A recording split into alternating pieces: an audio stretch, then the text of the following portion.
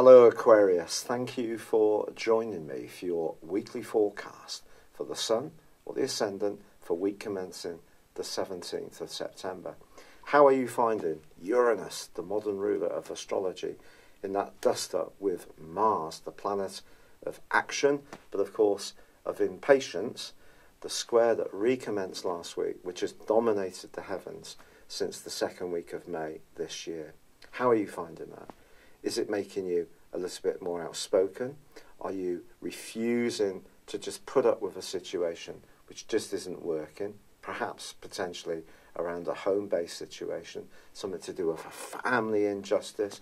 Because remember, Uranus is about, in its own way, fairness, because it's coming through Aquarius, which is very much about the higher truth, the transference of knowledge, the higher knowledge. And of course, Mars in Aquarius is kind of like less concerned with the rights of the orthodox. It's more about going for what just feels right in a more rebellious way. So I do think, I've seen it in my own situation, to be honest. So I do think it might be playing out in yours too. But concurrent to this, we still do have Uranus forging a great link with Saturn. So the things you're doing behind the scenes, slowly but surely and methodically, which are more open and progressive, but rooted in reality, those can still be making progress.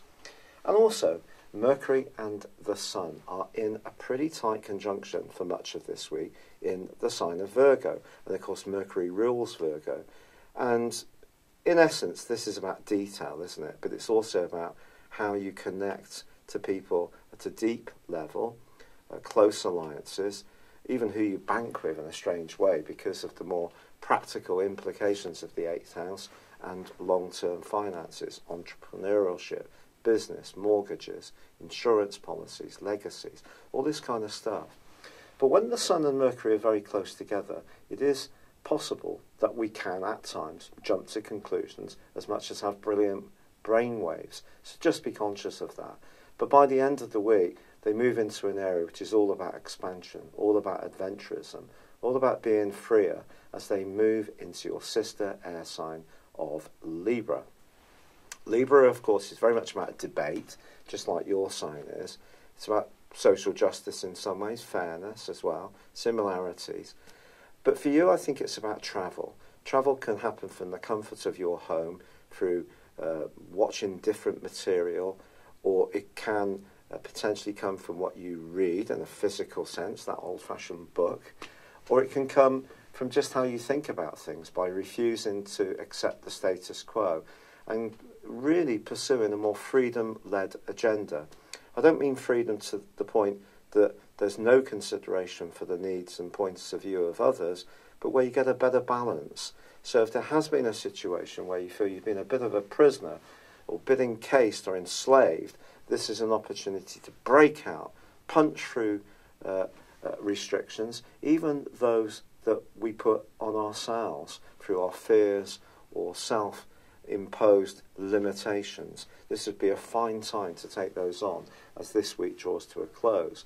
But if you are going to be looking at any forms of education or trying to travel or looking at contracts or agreements that can be very important to your future, I do feel that the end of this week can be very, very positive indeed. It's been a real pleasure being with you. Thank you so much for joining me.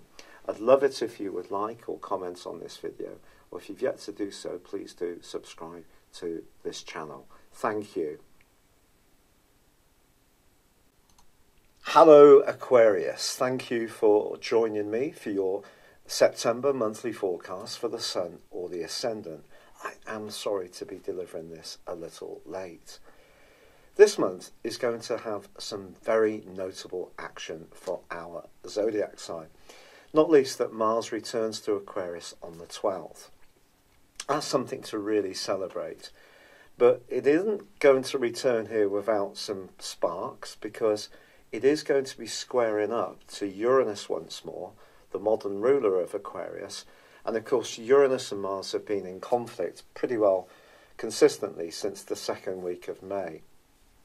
Mars in your zodiac sign and mine is about taking the initiative. It's about being on the front foot. It's about living in the moment. It's about going on instinct a lot more. It's a very physical aspect. So you may want to test yourself out with some kind of challenge. You may want to put new energy into an ongoing strand or start something afresh. But with Uranus in the sector of home and the family, something can be uncertain, unstable around this part of life. Maybe youngsters leave home, some of us come back. If you share your accommodation, there could be changes. It's possible that surprises can come out of the woodwork, which can be very unsettling, and it can create a sense of frustration if it feels that you're on the back foot. But of course, Uranus is not the only ruler of Aquarius. Saturn is the traditional ruler of Aquarius, and that's been in retrograde for 5.5 months by the time we reach the 6th of this month. Now, the great news, and I certainly will try to have some kind of celebration at this moment, is that on the 6th, Saturn finally ends that rewind.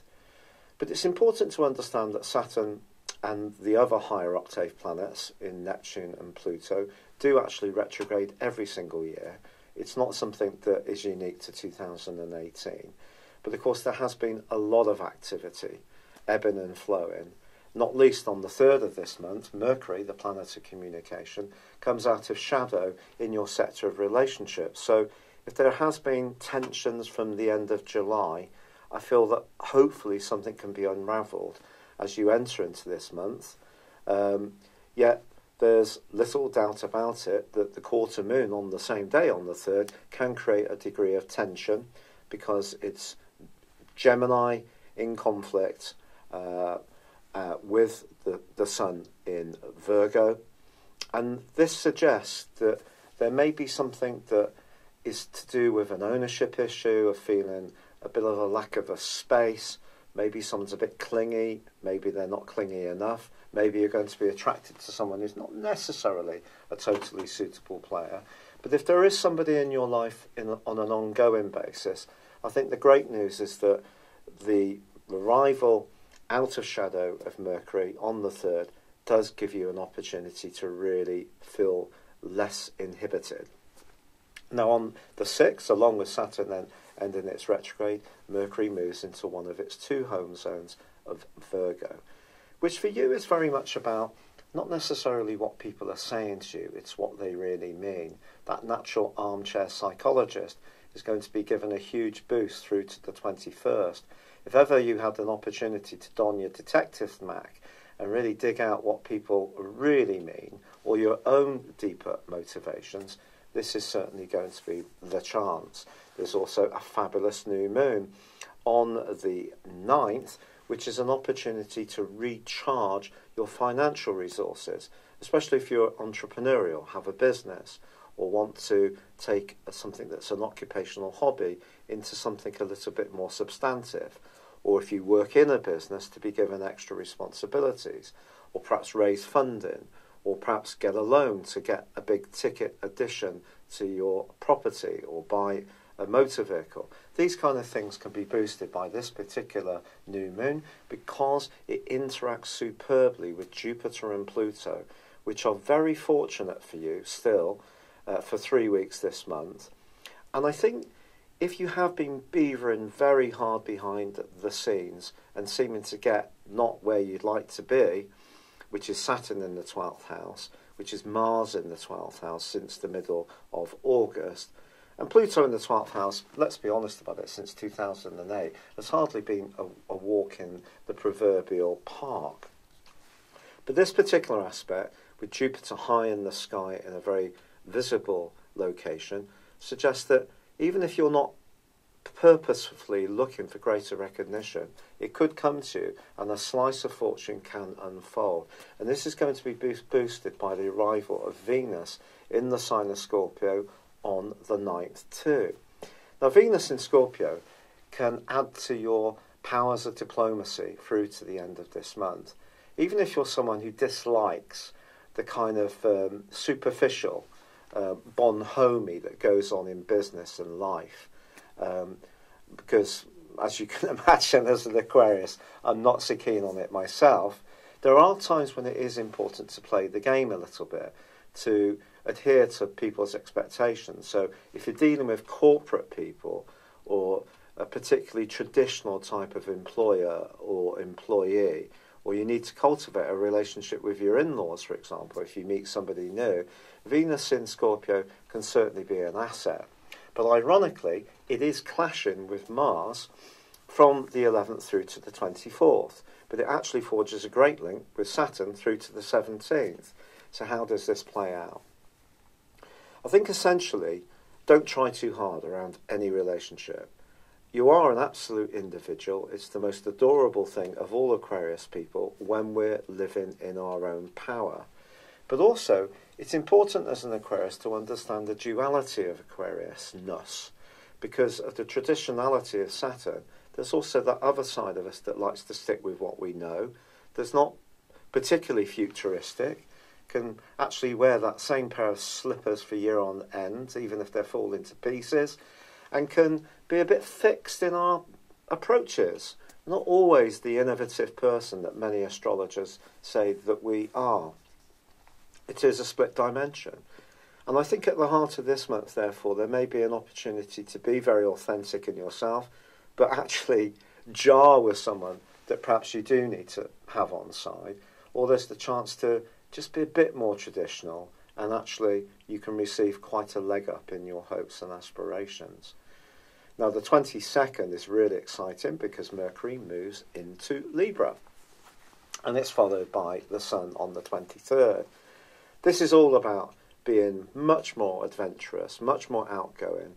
And if things have been a bit heavy around your situation, especially with all that stuff going on in the 12th house, this is a chance to kick back and, be a bit more free-spirited, spontaneous, travel, take up some new interests, watch some different TV programs, listen to music that you wouldn't usually perhaps be attracted to, talk to different people from different cultural backgrounds. It could be very stimulating to you.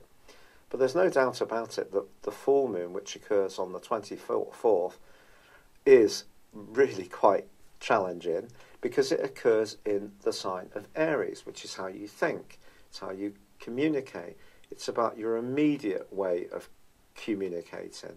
So it's about your lower consciousness around communicating. The higher consciousness is the 9th house, where the Sun and, of course, Mercury have moved into. So there could be a situation where you blurt something out in the latter part of this month in a defensive way, or someone challenges you about an element of your nature that you're not so conscious of, and it could prove to be rather wounding. But the wonderful thing about Aquarius people is that absolute idea that the truth is really what it's all about. Even if sometimes that's difficult to swallow, difficult to accept the more challenging parts of our own nature. Essentially, I think an Aquarius in power is truthful. And this is Robbie Williams, if you're interested in pop icons. It's Mourinho, if you're interested in British soccer. A difficult character, but he has his truth. And towards the end of this month, some kind of truth, elemental truth, is going to be needed to be forged. It could be that there's going to be some kind of agreement that you're working on, some kind of travel plan, some kind of higher educational situation, training of some kind, or you sharing great ideas of your own. But some kind of expansion is threaded through this, but not without Saturn there in that woundingly difficult 12th house, where it's going to be for the next year and 3/4. Just calling out every weakness and flaw and vulnerability within you and within me. Just be mindful of it. So don't be too impulsive about communication. If someone's insulting in a text message, chuck your phone to one side, go and have a cup of tea, go for a stroll, and really think about it and respond in a more detached and measured way. Don't get too caught up in it. There are so many provocations these days, aren't there? We can only look at Facebook and someone is bragging or bloating about something which probably winds us up a little bit. Try to isolate yourself into purer things towards the end of this month, and you're going to make fantastic progress. And I think Mars being back in your sign is going to fire you up, give you the desire to be authentic, to be who you are, even if some people don't find it particularly easy. But it's exciting when Aquarius people stand up for what is true. I'm so sorry that my energy is so low still. The rheumatoid arthritis is truly punishing. I'm very grateful for all the tremendously kind suggestions and encouragements that have been sent in. Thank you sincerely. For now, I'd love it if you would like or comment on this video, or if you've yet to do so, please do subscribe to this channel. Thank you. Hello, thank you so much for watching my video. I'd love you to join me at my Horoscope Ace app.